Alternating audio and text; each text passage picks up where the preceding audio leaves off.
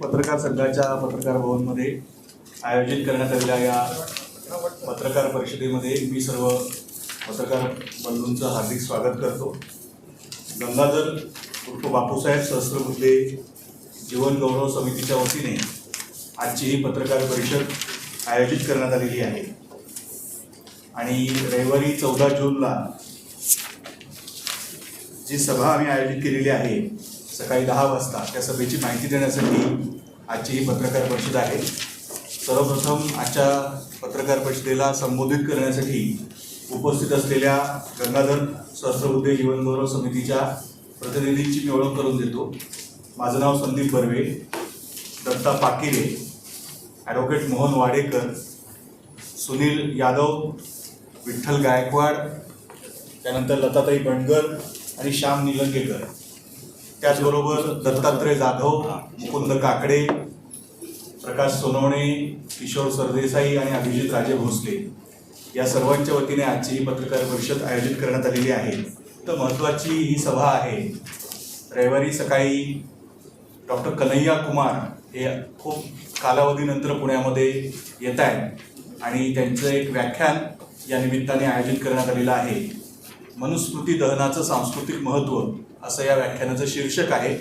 या सभेचे अध्यक्ष माजी न्यायाधीश बी.जी. कोळसे पाटील असणार आहेत आणि या सभेच्या निमित्ताने मनुस्मृतीचं दहन या विषयावर आपण मंथन करणार आहोत. मनुस्मृती दहनाला 100 वर्ष पूर्ण होत आहेत.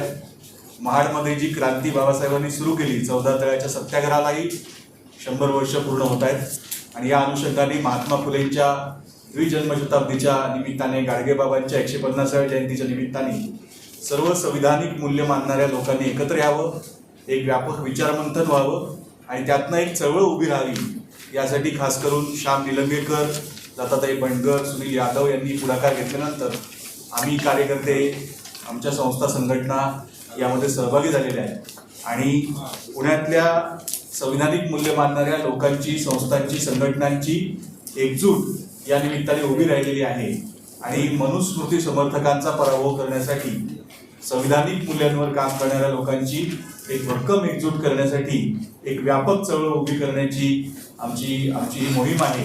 या मोहिमेला आपण लोकशाहीच्या स्तंभाचा एक महत्त्वाचा भाग म्हणून या कार्यक्रमाला अधिकाधिक प्रसिद्धी द्यावी अशी मी विनंती करतो. आपण तुमचा वेळ घेत नाही, आम्ही काही भाषण करायचं आलेलं नाही. तुमची आम्हाला मदत पाहिजे, बाकी काही नाही. याला जेवढी जास्तीत जास्त प्रसिद्धी द्याल तेवढं आम्हाला चांगलं आहे. मोहन वाडेकर. सर्व सन्माननीय पत्रकार आणि कार्यकर्ते मित्रांनो, 25 डिसेंबर 1927ला बाबासाहेबांनी महाडमध्ये मनुस्मृतीचं दहन केलं.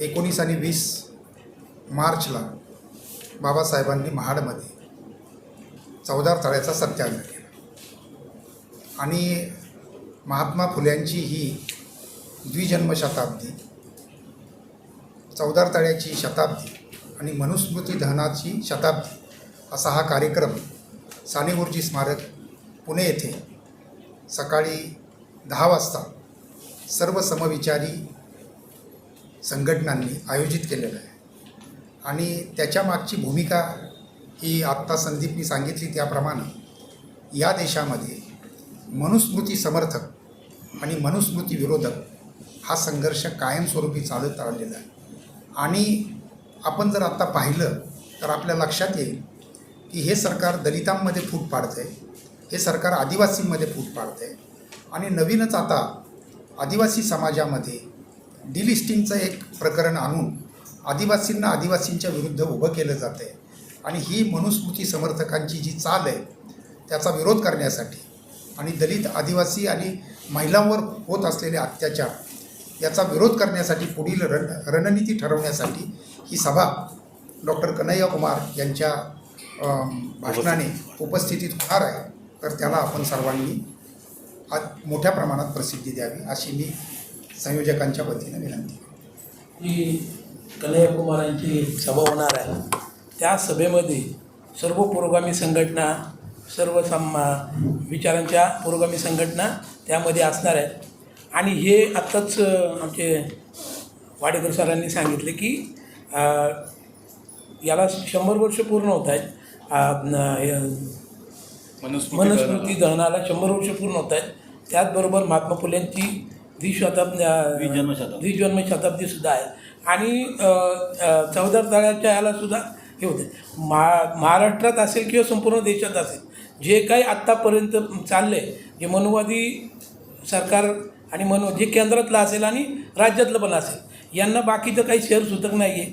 त्यांनी आदिवासींमध्ये भांडणं लावली, त्याचबरोबर धनगर समाज आणि OBC मराठ्यामध्ये समाज भांडणं लावली, त्याचबरोबर मातंग आणि बौद्ध याच्यामध्ये सुद्धा भांडणं लावायचं काम करतायत. म्हणजे यांना खरं तर राज्य चालवायचं आहे का भांडणं लावायची, आणि एकमेका जातीमध्ये लढवून सर्वसामान्याचे जे प्रश्न आहेत, महागाई आहे, बेरोजगारी आहे, त्याचबरोबर पेपर नीट घोटाळा आहे, ह्या सगळ्या प्रश्नांकडे दुर्लक्ष व्हायला पाहिजे. आणि ते त्यांना त्या पद्धतीनं राज्य दुर्लक्ष करून त्यांचंच अजेंडा ते पुढं राबवत आहेत की खऱ्या प्रश्नांकडे दुर्लक्ष करायचं.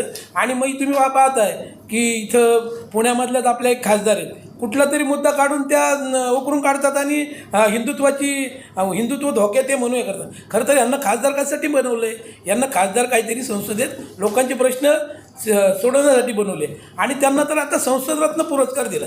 म्हणजे सरकार कुठल्या बाजूला चाललं हे सगळं आपल्याला लक्षात येतं आहे. आणि हे सगळं थांबलं पाहिजे. समाजामध्ये एक जनजागृती झाली पाहिजे. आणि मनुस्मृतीचं दहन का आणि कशासाठी केलं होतं? स्त्रियांवर अत्याचार, त्याचबरोबर दलित आणि पिछड्या समाजाच्या वर अन्याय होतो आहे, म्हणून मनुस्मृतीचं बाबासाहेबांनी दहन केलं.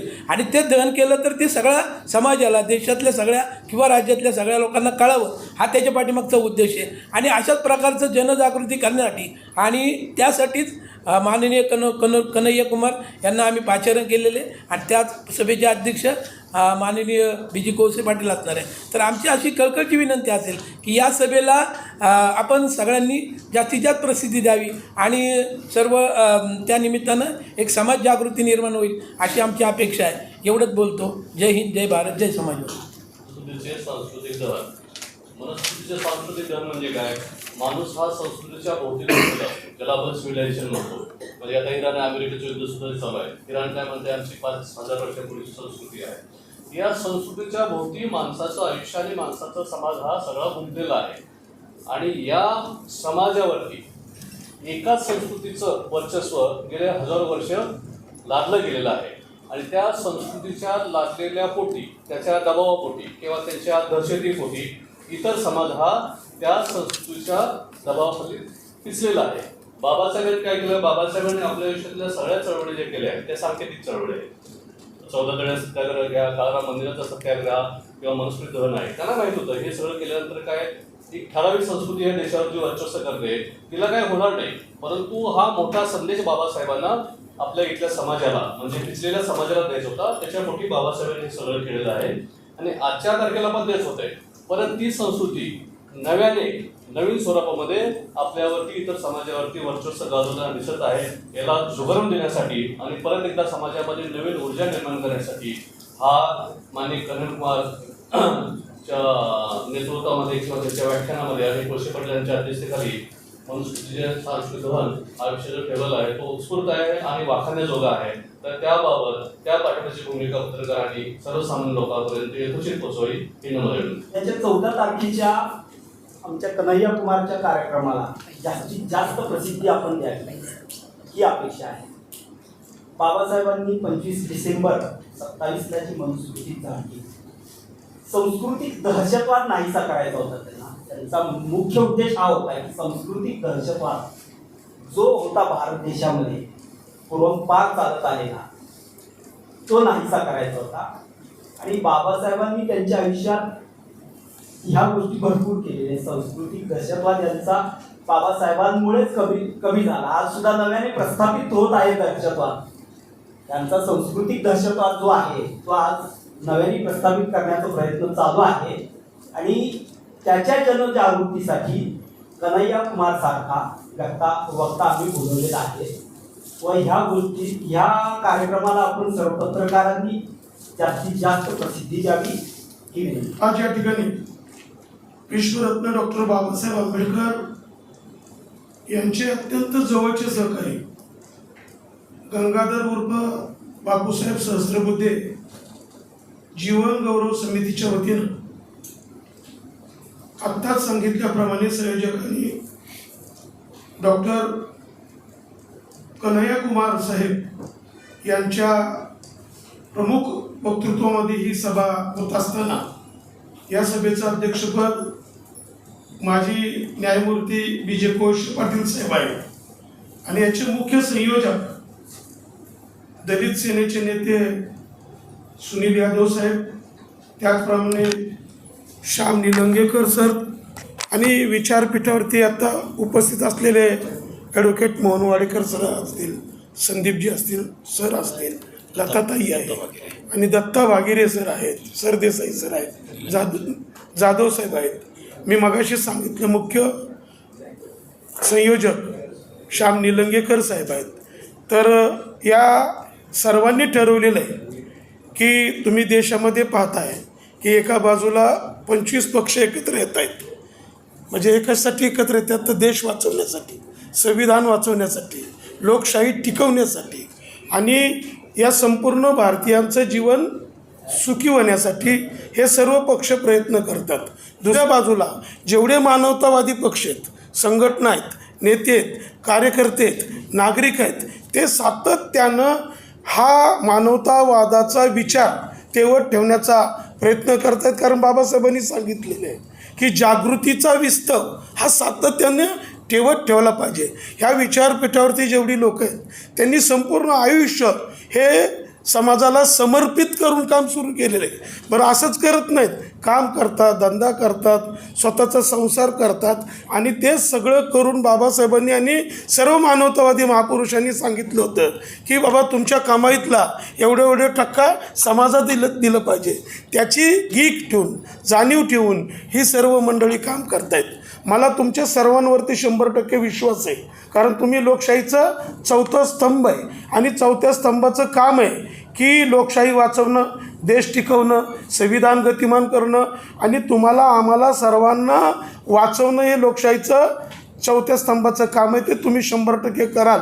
या ठिकाणी मी पुन्हा एकदा गंगाधर बापूसाहेब सहस्त्रबुद्धे जीवन गौरव समितीच्या वतीनं सर्व पत्रकारांचं मनापासून कौतुक करतो आणि आजपासून जेवढं तुम्हाला जास्तीत जास्त देशभर हे बातमी म्हणजे ह्या विषयाची जी बातमी लोकांपर्यंत पोचवावी ही विनंती करतो आणि आजची पत्रकार परिषद संयोजकाच्या वतीनं समाप्त झाली असे मी आपणास सांगतो.